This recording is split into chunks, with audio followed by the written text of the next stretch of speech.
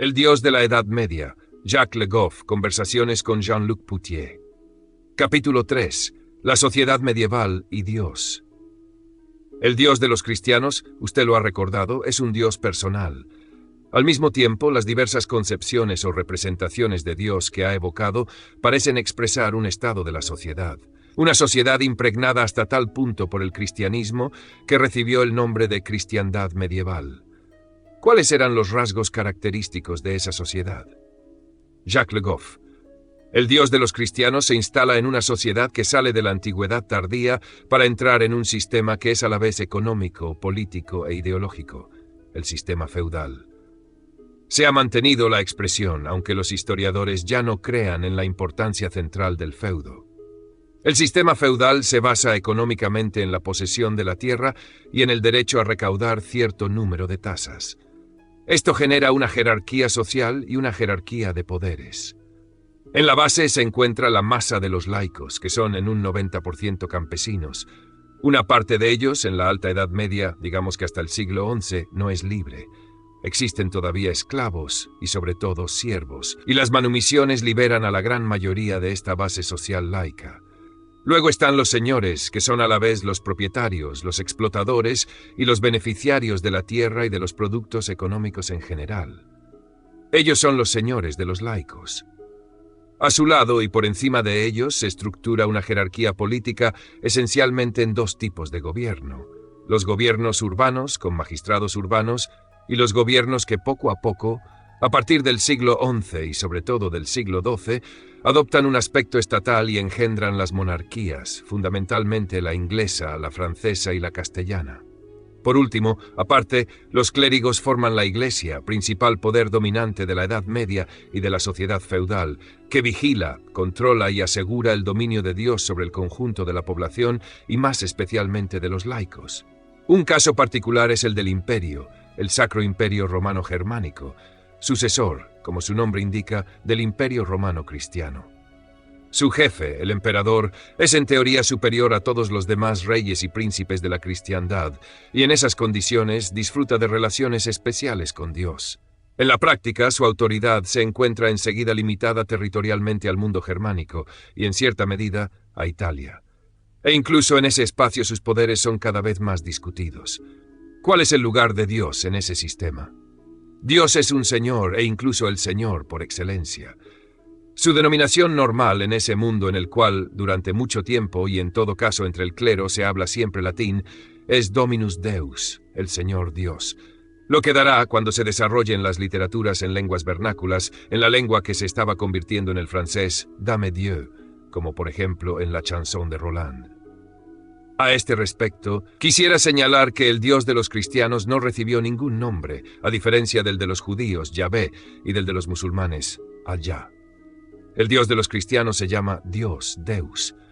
Es un nombre que viene del indoeuropeo, pero que en realidad se constituye y enriquece a partir de la Biblia, sin tomar, sin embargo, el nombre de Yahvé. Este Señor Dios es a la vez la cúspide y el garante del mundo feudal. Es el Señor de los señores. Al mismo tiempo, y esto me parece muy interesante, desde un punto de vista ideológico y político, su poder está unido al hecho de ser rey. El Señor es el rey, y ese rey es históricamente el sucesor, pero de hecho la continuación de los reyes antiguos y en particular de los reyes del Antiguo Testamento. Los reyes cuyas estatuas adornan las fachadas de las catedrales. En efecto, y Dios mismo es representado con frecuencia bajo una apariencia regia, monárquica. Sin embargo, esto no ha sido siempre así, y merece algunas explicaciones. Una de las peculiaridades del Dios de los cristianos es que se le represente en forma de imagen, lo que, por supuesto, se aparta completamente del comportamiento tanto de judíos como de musulmanes, que son, en general, anicónicos. Rechazan las imágenes y, sobre todo, rechazan y condenan la representación de Dios. El Dios cristiano, por el contrario, es representado. Los fieles, desde el último campesino al emperador, le ven bajo una forma humana.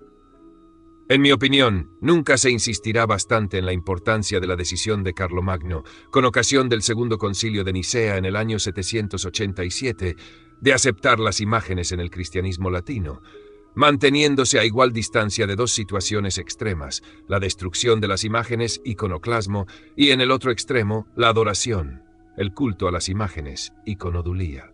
Para los cristianos latinos, romanos, las imágenes son un instrumento de devoción, de homenaje a Dios, pero solo Dios es susceptible de ser adorado. No existe culto a las imágenes en el mundo del cristianismo latino. No obstante, la representación de Dios parece haber planteado problemas durante un cierto tiempo, cuando se trataba de Dios Padre. Esta es la persona de la Trinidad más próxima al Dios del Antiguo Testamento, por tanto al Dios de los judíos e incluso al de los musulmanes, puesto que gran parte del Corán, de la creencia musulmana, procede del Antiguo Testamento. Por consiguiente, en ese mundo que es un mundo de símbolos, es un símbolo y no una figura humana completa, lo que durante mucho tiempo ha representado a Dios Padre. Es la imagen de la mano que sale de las nubes. Esta mano define a la vez la naturaleza y la función reconocidas al Dios feudal. Es una función de mando, es una mano que ordena, es una función de castigo, es una mano que castiga, es una función de protección, es una mano que protege. Y en el curso de la Edad Media, como ya hemos puesto de manifiesto, se produce un avance de la función de protección en relación a las otras dos. Dios pasa a ser cada vez más un Dios bueno, el buen Dios. Una reacción al menos parcial se producirá en el siglo XVI con las reformas. Las reformas recuperarán en parte al Dios de cólera del Antiguo Testamento, pero los católicos heredarán esta idea del buen Dios. ¿Dios Padre ocupa entonces un lugar superior al de las otras dos personas de la Trinidad? Aquí comenzamos a ver una característica que, repito, me parece fundamental y que marca una cierta diferenciación de funciones, yo diría incluso una especialización entre las personas de la Trinidad. El que cumple mejor la función de dominio, y en particular de dominio de estilo monárquico, es Dios Padre. Acabo de evocar las dificultades relativas que también tuvieron los cristianos para representar a Dios en forma antropomórfica. Se desquitan, si se puede decir así, mostrando a Dios en una puesta en escena y una liturgia propiamente monárquicas y quizá hasta imperiales. No olvidemos que el Dios de los cristianos tomó parte de sus rasgos del Imperio Romano, y el emperador fue en un principio el modelo terrenal de Dios. Los reyes no vinieron sino después, al conferirles la Edad Media un poder que los romanos, que pasaron de la República al Imperio bajo Augusto, les habían negado. El personaje que mejor encarna el poder en la Edad Media, un poder sagrado, es el rey. Y para escenificar este dominio, el tema de la majestad pareció el más adecuado a los cristianos de la Edad Media, es decir, a la Iglesia, que lo proyectó luego sobre los fieles. Es un tema muy importante, mal conocido, sobre el que un historiador y un jurista, Jacques Chifoleu y Jean Thomas, trabajan felizmente en este momento.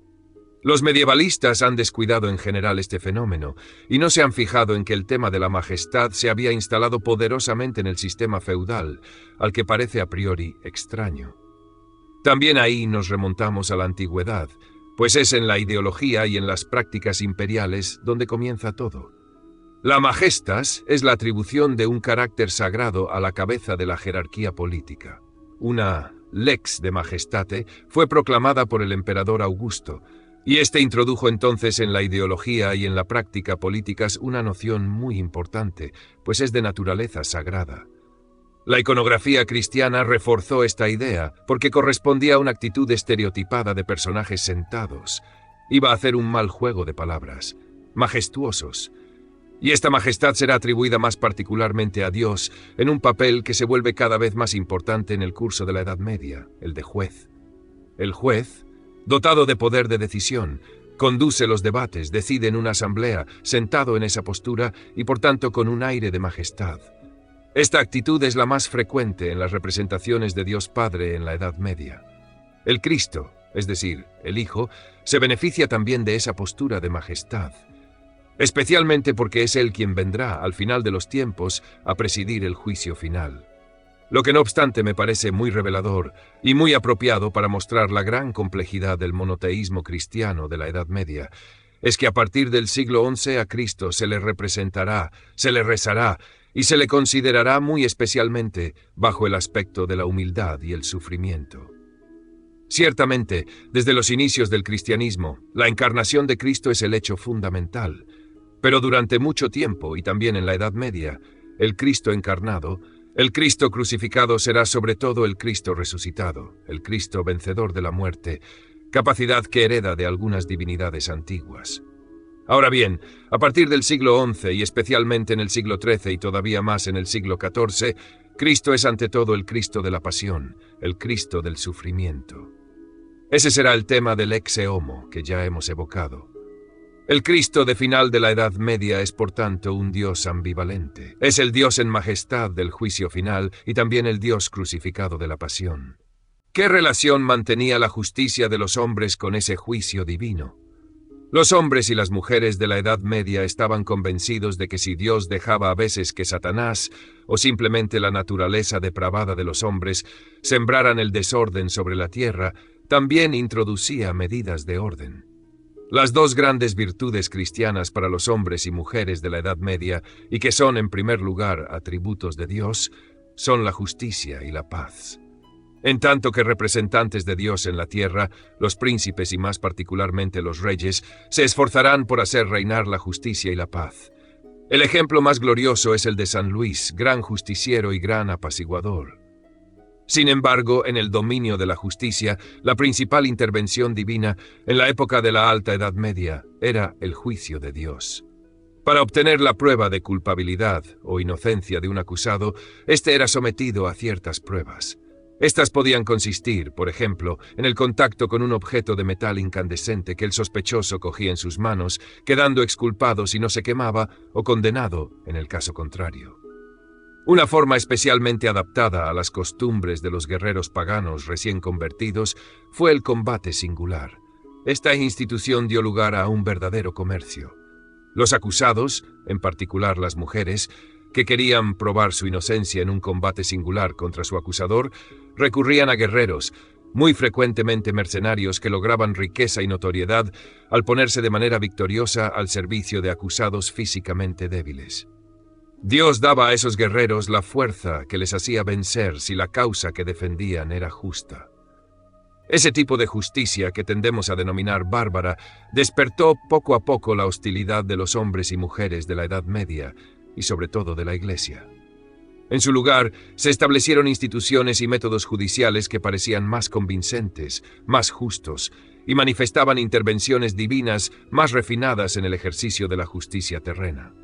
El juicio de Dios que tenía el favor, si no del pueblo, al menos de una parte de la aristocracia vulgar, se mantuvo durante mucho tiempo. No fue sino a principios del siglo XIII cuando la Iglesia logró condenarlo de manera definitiva. Dios inspiraba con frecuencia a la Iglesia medieval intervenciones contra los comportamientos y las costumbres brutales de la aristocracia guerrera. Si esos guerreros apelaban frecuentemente a Dios, si le invocaban a veces de manera muy solemne, como el propio Felipe Augusto en el momento de entablar la batalla de Bouvines, 1214, era otra misión, otra virtud, la que Dios quería hacer reinar de manera prioritaria en la tierra, la paz. La mano de Dios fue percibida en el movimiento de paz que, en el curso del año 1000, sostuvo la Iglesia, y al parecer, también las masas populares contra la anarquía y la brutalidad de los guerreros que estaban construyendo el sistema que llegará a ser el feudalismo. Y los primeros resultados importantes serán, si no una pacificación general, al menos una multiplicación y una prolongación de los periodos de paz, las treguas. Y los reglamentos de esta naturaleza recibieron el nombre de la paz de Dios. Esta invocación sacralizaba la institución y su violación resultaba, en consecuencia, mucho más difícil. Lugartenientes de Dios en la tierra, o, todavía mejor, encarnación de Dios en la tierra en su función de autoritas política, los príncipes y los reyes se pusieron en lugar de Dios, y la tregua se convirtió en el siglo XII en la paz del príncipe o la paz del rey. Uno de los primeros poderosos en manifestarse con brío en este papel fue el duque de Normandía. A partir del siglo XI, la paz del duque se impuso a los súbditos del ducado. Y Guillermo el Conquistador puso gran cuidado en justificar la expedición que condujo a la conquista de Inglaterra por los normandos, siendo el motivo el restablecimiento de una paz violada por el último rey anglosajón, Harold. La batalla de Hastings, donde Harold murió, es así la manifestación excepcional y ejemplar del doble tipo de intervención de Dios en los asuntos terrenales. Visto desde cierta perspectiva, es el juicio de Dios tradicional, pero desde otro punto de vista era la realización de los nuevos principios de una justicia que debía conducir a la paz. Pienso que esta doble lectura debe guiar a todos los que quieran descifrar el célebre bordado de la reina Matilde. En la historia terrenal hay que ver siempre, como transparentándose por detrás, la mano y el Espíritu de Dios. ¿Utilizaba el poder político las representaciones de Dios para afirmar su propia legitimidad? Tomemos el caso de los reyes del Antiguo Testamento, los reyes de Israel. Como usted ha recordado, son representados con mucha frecuencia en el arte románico y gótico, en el pórtico de las grandes iglesias y catedrales. Al mismo tiempo, se le proponían al pueblo ciertas imágenes de la historia más reciente, a menudo algo mitificada, pero historia en definitiva, en particular en el caso de Carlomagno. Una farsa de finales del siglo XIII muestra a dos campesinos de Beus que han ido a pasar un día a París y que van a ver la catedral de Notre Dame. Están ante la fachada, miran las estatuas de los reyes y uno le dice al otro: «Mira, ese es Pipino», y aquel Carlomagno. Los reyes terrenales, los jefes de la jerarquía política terrenal, son pues identificados con los reyes del Antiguo Testamento en un sistema cuasi divino, sagrado. El rey es la imagen de Dios, Rex Imago Dei. ¿Encontró resistencia a esa sacralización del poder político? Examinándolo de cerca, vemos en efecto que en la Edad Media existió una oposición a la sacralización de la monarquía y del poder feudal. Encontramos en particular vestigios de ello en documentos poco estudiados hasta el momento y que se revelan apasionantes. Los exempla, esas pequeñas anécdotas con las que los clérigos atiborraban los sermones. Por otra parte, los sermones son, en general, una fuente que comienza a ser explotada y que se revela formidable. Encontraremos en ellos comentarios a la Biblia, con referencias muy numerosas, por ejemplo, al principio del primer libro de Samuel, que explican: «Hay que desconfiar de los reyes, ved lo que Samuel dice en la Biblia. No es ningún beneficio el que Dios haya dado reyes a la sociedad». El propio Samuel se lo dice claramente a los judíos: «Queréis un rey, y él os perjudicará». Es una tendencia real, muy crítica y que tenía implicaciones políticas. Sin duda debe ponerse en relación con el asunto de los herejes de Orleans, quemados en 1210 por Felipe Augusto y de los que se dice que eran protegidos del heredero del trono, el futuro Luis VIII. ¿Y cómo se insertaba la Iglesia en ese dispositivo? En la Edad Media, en el sistema político feudal, como de forma general en el conjunto de la existencia, la Iglesia desempeña un papel esencial. Es posible observarlo en el nivel económico y social más humilde, el de los impuestos, el de las tasas. La Iglesia hace pagar el diezmo y apoya a los señores que imponen el pago de las tasas. Y en la vida de todos los días, en los sermones, la Iglesia afirma que no es a ella a la que se le da el diezmo, lo que sería un poco engorroso, sino a Dios, o, en rigor, a San Pedro. Por otra parte, los sacerdotes, los monjes, explican que pagar las tasas a los señores es hacer la voluntad de Dios, porque Dios les ha confiado un poder de mando que corresponde a sus intenciones. Creo que en ese mundo feudal no sucede nada importante que no sea referido a Dios. Dios es a la vez la cúspide y el garante de ese sistema, el Señor de los señores. De manera que en 1789, el final espectacular del sistema feudal implicará una empresa conjunta de descristianización. El feudalismo y la Iglesia estaban hasta tal punto ligados que no era posible destruir uno sin hacer tambalearse, por lo menos, a la otra. Capítulo 4. Dios en la cultura medieval. La Iglesia no asumía solamente la función política, por simplificar, que usted acaba de describir. Estaba en el centro de la vida cotidiana de los hombres y las mujeres de la Edad Media. Jacques Le Goff. Encontramos aquí una de las características profundas de la sociedad y la civilización medievales. Una tensión, prefiero este término al de dialéctica, porque me parece que describe mejor la forma en que era pensada y vivida por los hombres de la época. Una tensión, decía, entre las relaciones directas y las relaciones indirectas con Dios. En ese ámbito, claro está, la Iglesia es un actor fundamental. Por su voluntad de dominio y su éxito se esforzó, por otra parte, en ser permanentemente el intermediario obligado entre el hombre y Dios. Y lo consiguió definitivamente en el curso del siglo XII, que tan importante fue para la evolución del occidente cristiano. Los principales instrumentos del dominio de la Iglesia fueron la consolidación de la teología y la práctica de los sacramentos. En el siglo XII se establecen firmemente los 7 pecados capitales, los 7 dones del Espíritu Santo y los 7 sacramentos. Y como la Iglesia es la única dispensadora de los sacramentos, el hombre no puede salvarse más que por la Iglesia y gracias a la Iglesia. Al mismo tiempo, en el interior de la Iglesia y entre los laicos, existía una fuerte aspiración a una relación directa e individual con Dios. Esto pasaba por formas de devoción que podían asemejarse de un individuo a otro, pero que en su conjunto estaban basadas en su carácter personal. Entre el clero, ese deseo estaba particularmente vivo en una parte de la sociedad monástica. Los solitarios eran adoradores, interlocutores individuales de Dios. Los ermitaños, los anacoretas, tenían relaciones directas con Dios y estaban muy seriamente vigilados por la Iglesia, que exhortaba a los monjes a vivir en comunidad. Para la Iglesia, la forma más lícita, la mejor, de vida monástica era la cenobítica, la vida colectiva en conventos. Una práctica extendida entre el clero muestra la combinación, y a menudo el conflicto, entre las aspiraciones a una devoción colectiva y enmarcada por la Iglesia, y una devoción individual y sin intermediarios. Un ejemplo de ello se nos ofrece siempre dentro de la tradición, en San Martín. A finales del siglo IV, San Martín se retira a un monasterio y, cuenta la leyenda, es obligado por el grupo de cristianos de Tours a aceptar la función de obispo. Sin embargo, cuenta su biógrafo, Sulpicio Severo, al cabo de algún tiempo, de algunos meses más que años, no existía el calendario, San Martín tuvo la impresión de que su fe divina y su ardor cristiano perdían intensidad. Empleó habitualmente una metáfora algo vulgar para referirme a esta situación. San Martín tenía la sensación de que sus baterías se descargaban. En efecto, creo que esa era, desde el punto de vista espiritual, la sensación que San Martín experimentaba. Entonces, durante un tiempo menor del que pasaba en la sede episcopal, se retiraba a su monasterio, en soledad. Ese comportamiento traduce bien la tensión que conocieron muchos hombres de la Edad Media entre las obligaciones de un culto a Dios colectivo y encuadrado y una aspiración a la relación personal.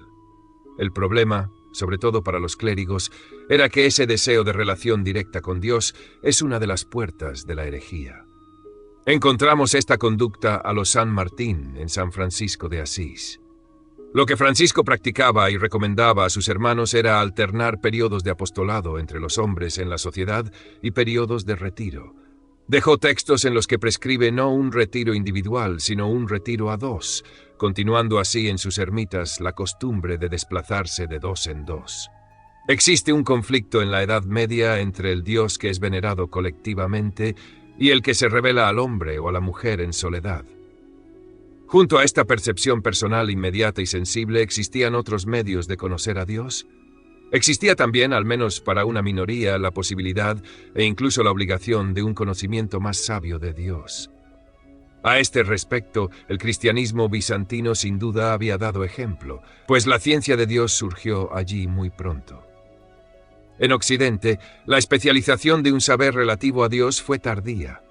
El término teología aparece en el siglo XII, con Abelardo, y no es sino en el siglo XIII, en el marco universitario, como ha demostrado el padre Marie-Dominique Chenu en un libro excelente, cuando la teología se convirtió en ciencia según el criterio de la Edad Media, cuando lo científico era lo que se enseñaba en las universidades. Ahora bien, en las universidades había una facultad superior que dominaba sobre las demás, la de teología. Esta teología universitaria tenía París como capital.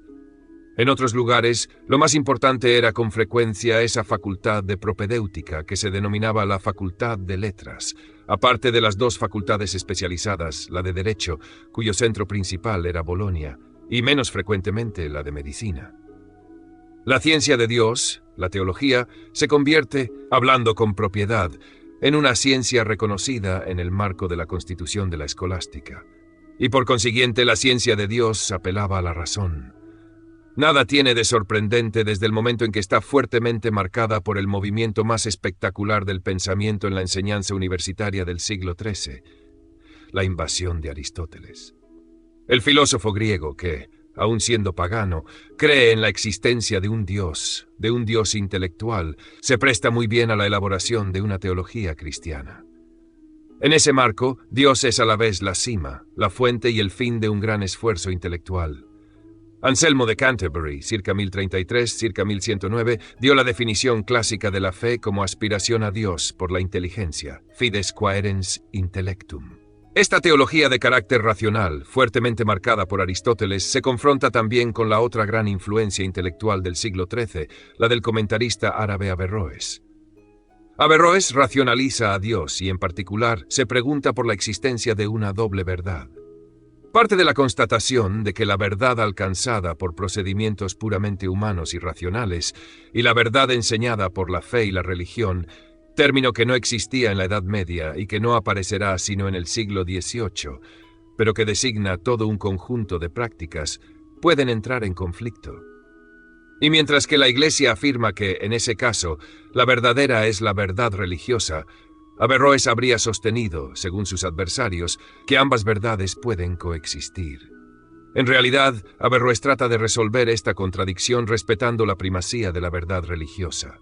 Sin embargo, a mediados del siglo XIII, la supuesta teoría de la doble verdad le pareció suficientemente peligrosa al obispo de París, Etienne Tempier, como para condenar en 1270, después en 1277, 2 listas de errores profesados según él en la Universidad de París y que había que dejar de enseñar radicalmente.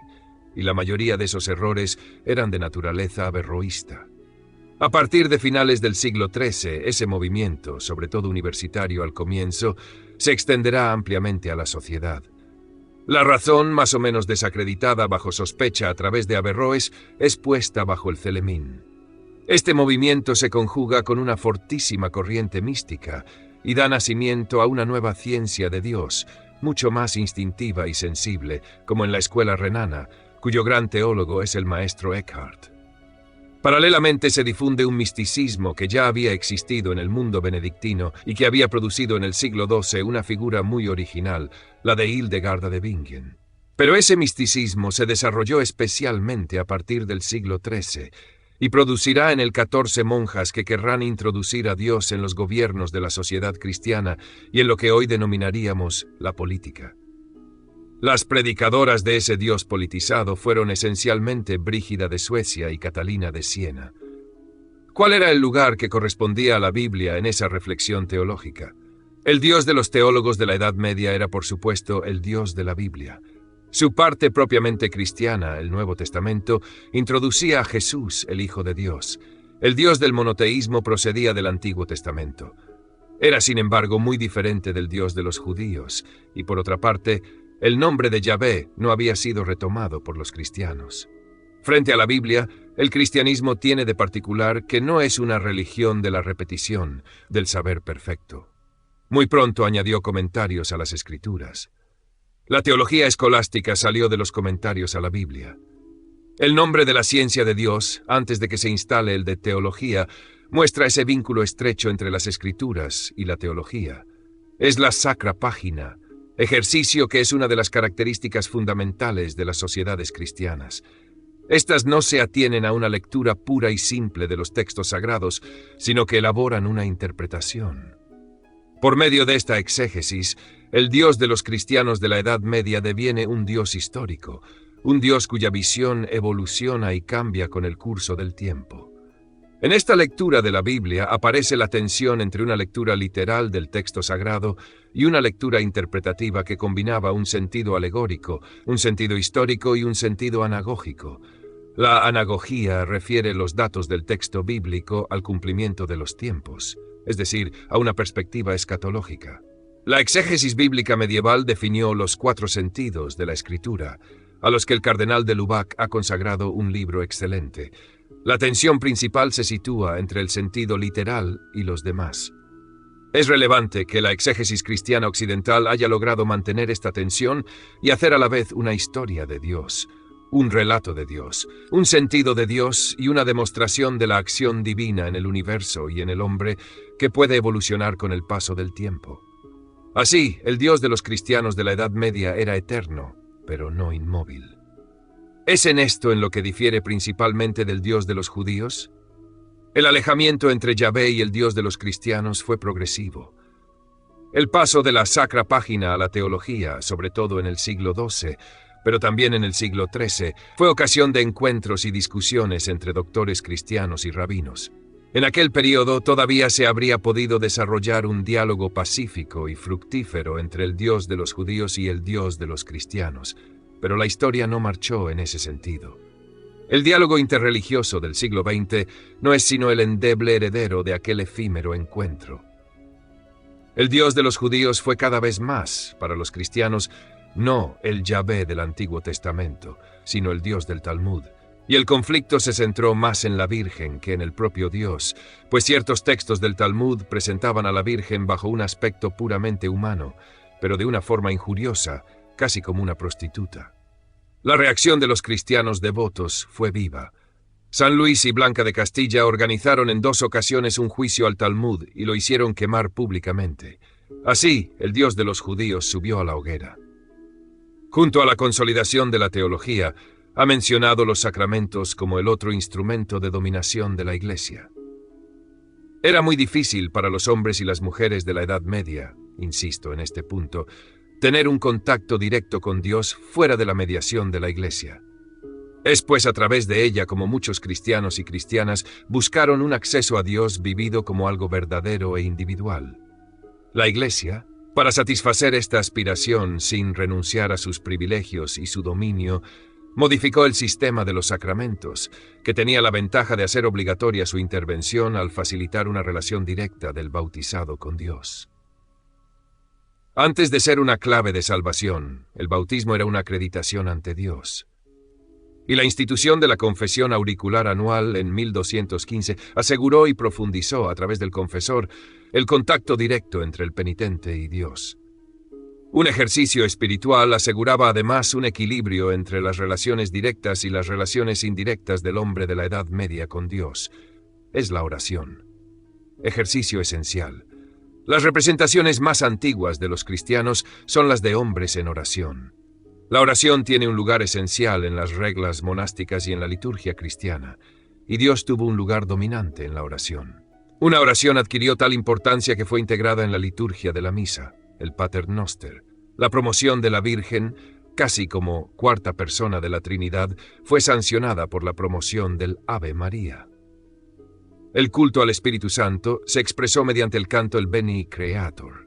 Aparecido a mediados del siglo IX, se estableció definitivamente en el siglo XI y estaba presente en acontecimientos excepcionales: elección de papas, consagración de obispos, ordenación de sacerdotes, dedicación de las iglesias, celebración de concilios, coronación de reyes, pero también en manifestaciones más banales y más ordinarias, como la confirmación, sacramento cuya importancia hoy apenas percibimos, pero que en la Edad Media era el más importante después del bautismo.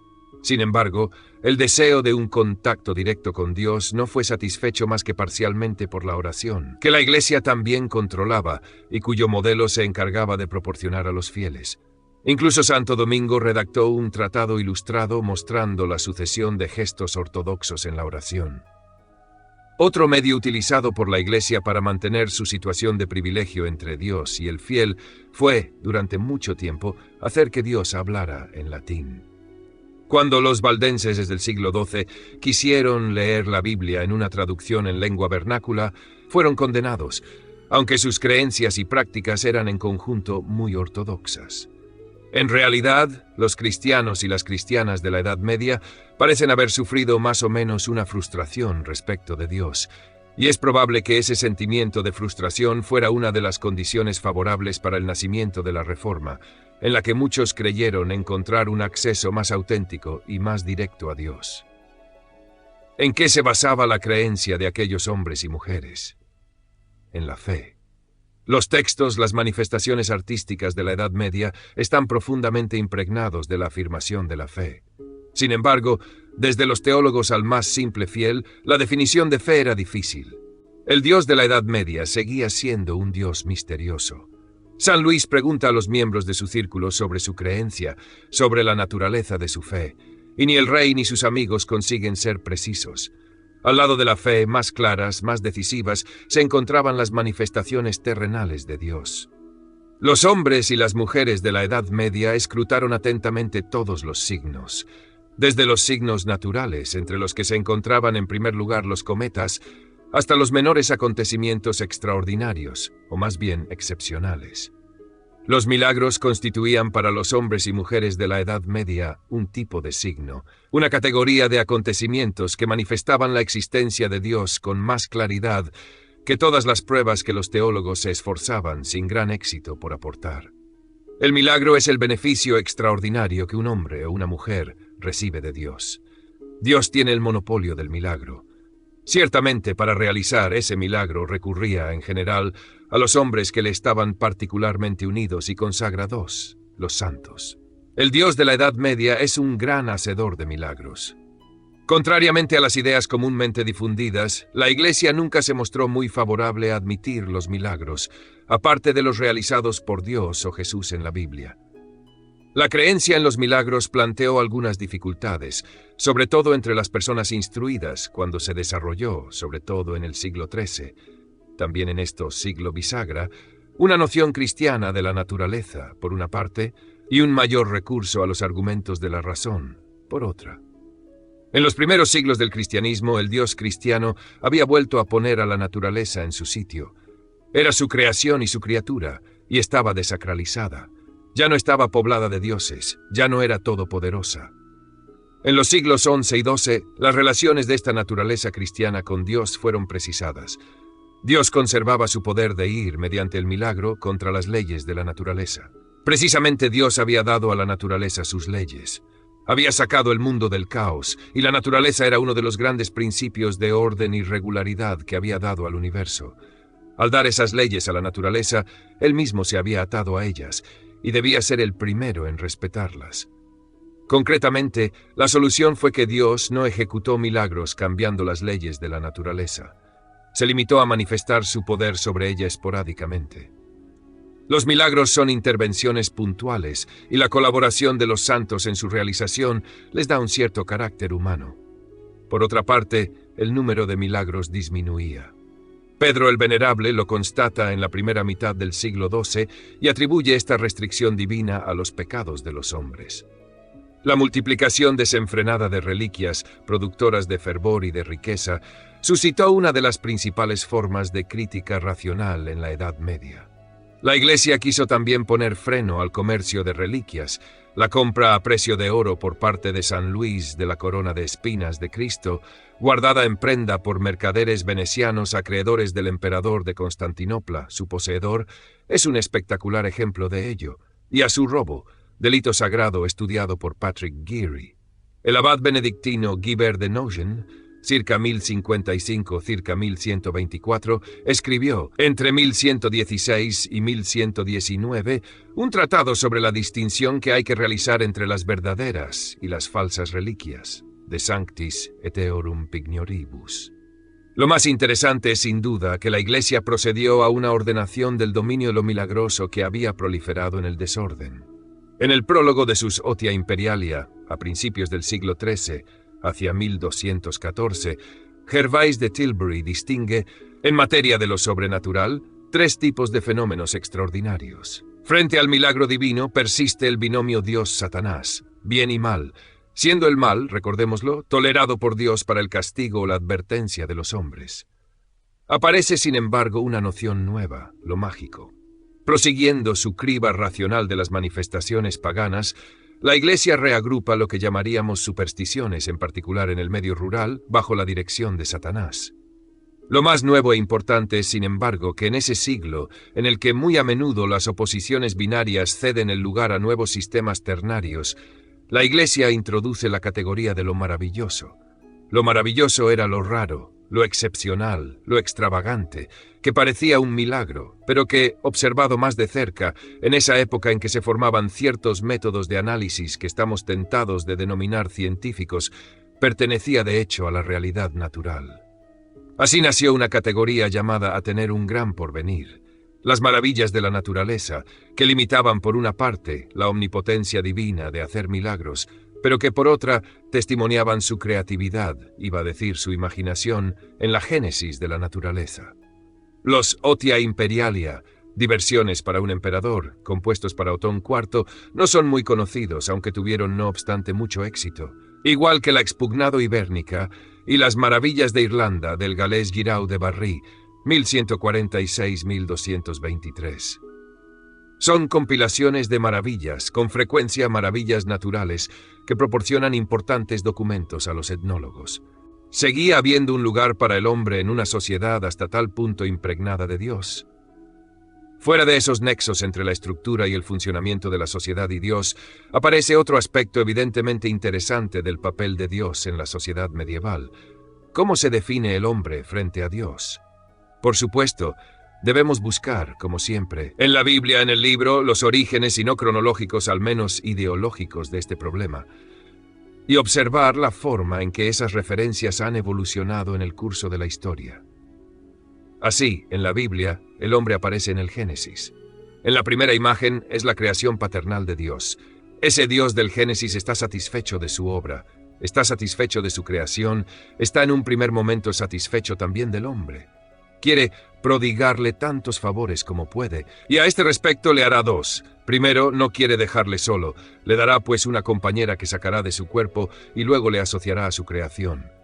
Después le dejará la tarea de nombrar a los animales. Ahora bien, nombrar es una forma de crear, es por tanto una segunda creación, en todo caso un complemento de creación, una asociación a su creación, y por otra parte le coloca en un jardín, lugar de placer lícito antes de la caída. Existe en las sociedades orientales una imagen casi sensual del jardín. Es el escenario de una actividad placentera, agradable, puesto que Dios puso en él al hombre para que lo trabaje, ut operare tur eum. La primera creación del trabajo es la de un trabajo positivo, próximo a la creación, o en todo caso de lo que Nietzsche llamó la libertad del niño que juega. Existe en el Génesis el valor ambivalente conferido por Dios al trabajo, actividad positiva creada por el buen Dios antes de la caída. Actividad penosa, aunque redentora, impuesta después de la caída por el Dios que castiga. Esta ambivalencia del trabajo funcionó y evolucionó de forma muy importante en las relaciones entre Dios y el hombre en la Edad Media. Sobre todo, Dios creó al hombre a su imagen. Esta es la primera imagen de Dios en el mundo y en la historia. Y después, Cataplum, el enemigo del género humano, que existe ya en forma de serpiente, una serpiente que sabe hablar a las mujeres, convence a Eva y a Adán para dejar mal parado y echar a perder el plan de Dios. En particular en el dominio esencial para Dios, que es el del saber. Porque si bien Dios hizo al hombre a su semejanza, a su imagen, evidentemente dejó una distancia entre él y el hombre, y esta distancia se señala esencialmente en el ámbito del saber. Él, Dios, es omnisciente. El hombre no tiene más que un saber restringido, importante, pero concedido por Dios. El hombre come entonces el fruto del árbol del saber, con la esperanza de llegar a ser tan sabio como Dios. Ese es el pecado. Y después de haber presentado la imagen de un hombre a imagen de Dios, la Biblia ofrece inmediatamente la imagen de un hombre que ha caído, de un hombre pecador. El Antiguo Testamento insiste sobre todo en la imagen del hombre pecador. Creo que si nos situamos, como he propuesto, en el largo plazo histórico, nos damos cuenta de que solo en el centro de la Edad Media sobresale y se impone la primera imagen del hombre, el hombre a imagen de Dios, precisamente. Incluso es posible datar ese momento, el siglo XII. Anteriormente, y por otra parte eso tendrá luego su prolongación, el cristianismo impone la imagen del hombre caído. La imagen del hombre que se impone en el Antiguo Testamento es la de Job. Es por tanto la imagen del hombre humillado por Dios, devuelto a su insignificancia, a su debilidad y a sus pecados, y que no es salvado sino por su resignación, su obediencia y por la misericordia de Dios. El hombre Job, reanimado por las Moralia in Job, comentario del libro veterotestamentario sobre Job del Papa Gregorio el Grande, alrededor del año 540-604, se desvanecerá de forma lenta, pero no completamente en el curso de la Edad Media. Imagen del hombre. Pero también de Cristo y de la Iglesia en tiempos de prueba, Job es objeto, entre otros, de un comentario de Pierre de Poitiers, muerto en el año 1204, Compendium in Job, y de Tomás de Aquino, que da una interpretación literal del libro del Antiguo Testamento, Expositio super Job ad litteram. ¿Es entonces posible hablar de un humanismo medieval? La imagen del hombre, tal como se presenta, claro está, con diferencias y matices en los inicios del cristianismo y en los padres de la Iglesia, experimenta en la Edad Media dos profundas novedades y mutaciones. Por una parte, el hombre es objeto de una promesa de salvación, es decir, de un regreso a Dios. Es la doctrina del reditus, del retorno, tan importante en Tomás de Aquino, y el hombre se convierte en cierta forma en el centro del mundo creado por Dios y llamado a la salvación. Por otra, el hombre no es en sí mismo fuente de ningún valor. Todos los valores proceden de Dios. Y es solo por la obediencia y por el amor a Dios como el hombre engrandecerá positivamente su destino y será salvado. Si definimos, pues, el humanismo, como yo tengo tendencia a hacer, como la imagen del hombre en el libro, y también como el conocimiento teórico del hombre, desde la antigüedad tardía a la Edad Media, el ser humano es objeto de un humanismo ambivalente. Igualmente, nos encontraremos frente a una ambivalencia si damos al humanismo el sentido restringido de fidelidad al pensamiento y al saber antiguos. El hombre cristiano medieval es el producto de un violento rechazo de la ideología antigua, definida y condenada con el nombre de paganismo. Al mismo tiempo, desde el principio, el cristianismo adopta y cristianiza toda una parte del pensamiento antiguo y todavía más toda una parte de las técnicas intelectuales, de los métodos de saber de la antigüedad, por una lectura cristiana, que es una de las actividades esenciales de la conversión de los hombres y las mujeres al cristianismo. En particular, la introducción en la enseñanza cristiana de los métodos de la enseñanza antigua y de la concepción de las artes liberales. Y el clérigo de la Edad Media, que transmitirá esta idea al simple fiel, está convencido de que la humanidad, habiendo llegado a la última de las edades de la vida y no dejando de decaer, no se mantendrá, y ni siquiera reconquistará una parte de sus valores, más que recuperando una parte del saber humano de la antigüedad. Así, es posible hablar de un humanismo medieval que combina los dos sentidos, valor del hombre en la creación y cultura de la civilización antigua. La humanidad medieval se encontrará, pues, sometida a toda una serie de renacimientos, renacimiento carolingio, otomano, pero el momento esencial será el siglo XII. El humanismo del siglo XII, que apela a lo que ha sido denominado socratismo cristiano, es decir, un comportamiento que trata de conformarse a la divisa de Sócrates, conócete a ti mismo, valoró al hombre cristiano en formas muy diversas, con los dos grandes enemigos, en los dos extremos del período, que fueron Abelardo y San Bernardo. En estas circunstancias, empobreceríamos y reduciríamos gravemente el término humanismo si lo limitásemos a esta versión. A la inversa, es necesario contemplar el pasado medieval con la suficiente atención para no caer en la tendencia contemporánea a hablar de humanismo a tontas y a locas y desacreditar la palabra. Me contentaré con señalar que después del siglo XII es posible hablar de los avatares de un humanismo que descansará siempre en la relación entre el hombre y Dios. Aparece un viraje a principios del siglo XIII con San Francisco de Asís. La imagen de Cristo se impone cada vez más, se produce un acontecimiento inaudito. Por vez primera, un hombre recibe los estigmas de Cristo, y el humanismo del final de la Edad Media está marcado por un tema cada vez más insistente: la imitación de Jesucristo. Conclusión. El gran acontecimiento de la antigüedad tardía, desde el punto de vista del dogma religioso, fue la sustitución del politeísmo pagano por el monoteísmo. Ya no existe más que un solo Dios, aunque, como espero haber demostrado, desde el punto de vista de la creencia, desde el punto de vista de las actitudes concretas respecto de Dios, sean perceptibles algunas distinciones entre las personas de la Trinidad, sin contar la promoción de la Virgen María. Ahora bien, ¿qué hay del mundo divino donde vive, si se puede decir así, el Dios de los cristianos de la Edad Media? El paisaje religioso de Occidente y de Oriente Próximo se modificó muy notablemente desde el final del Imperio Romano. Se fragmentó y se recompuso a la vez. El cristianismo romano en la Europa occidental y central, el cristianismo ortodoxo griego en Bizancio y en la Europa oriental, el Islam desde Irán hasta España y, por supuesto, el judaísmo de los judíos de la diáspora. Esta transformación es el triunfo del monoteísmo, y de un monoteísmo que tiene un mismo origen. Sin embargo, si bien todos los hijos de Abraham tienen raíces comunes, Y si los musulmanes reconocen una filiación con judíos y cristianos, el Dios de los cristianos ignora a Yah y mantiene relaciones complejas con Yahvé. Un sentido del curioso parentesco entre su Dios y el de los judíos permanece en los cristianos de la Edad Media.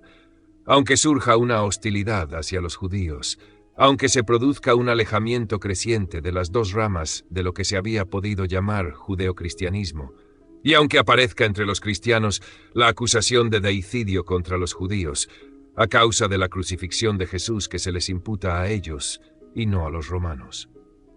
Los cristianos tenían conciencia de tener en común con los judíos la primera parte, la más antigua, de las Escrituras Sagradas, el Antiguo Testamento, en el que imperaba Yahvé. Durante mucho tiempo, más allá incluso de la Edad Media, el cristianismo conservará la referencia al Antiguo Testamento. Los cristianos de la Edad Media saben además que Jesús era judío y que esa persona esencial de su Dios se había encarnado en un judío. Esta dificultad para alejar definitivamente al Dios cristiano del Yahvé judío pesó durante mucho tiempo sobre los cristianos de la Edad Media y sobre su imagen de Dios. Sin duda, Yahvé no se puede confundir más que con Dios Padre. Deja, pues, un gran espacio a lo que yo llamaría el enriquecimiento del Dios cristiano por la encarnación. En esta necesidad de dejar atrás la imagen de Yahvé, me parece que los cristianos de la Edad Media tuvieron tendencia a identificar a Yahvé con la imagen más arcaica de Dios. Es el Dios de cólera, el más marcado por esa historia antigua de Dios que Yahvé representaba. Mientras que en el curso de la Edad Media, la imagen del Dios de los cristianos se orientaba en dos direcciones diferentes. Por una parte, el protector, el que pronto se denominará el buen Dios, y que aparecía también en la escultura gótica como un Dios bello, mientras que el Dios judío no tenía rostro, y por otra, el Dios sufriente, el Dios de la pasión. Y a medida que se desarrollaba un antijudaísmo que se convertiría en el siglo XIX en antisemitismo racista y político, el Dios de los judíos era poco a poco rechazado por los cristianos de la Edad Media entre los falsos dioses, donde se había colocado, de entrada, al Dios tan desconocido de los musulmanes.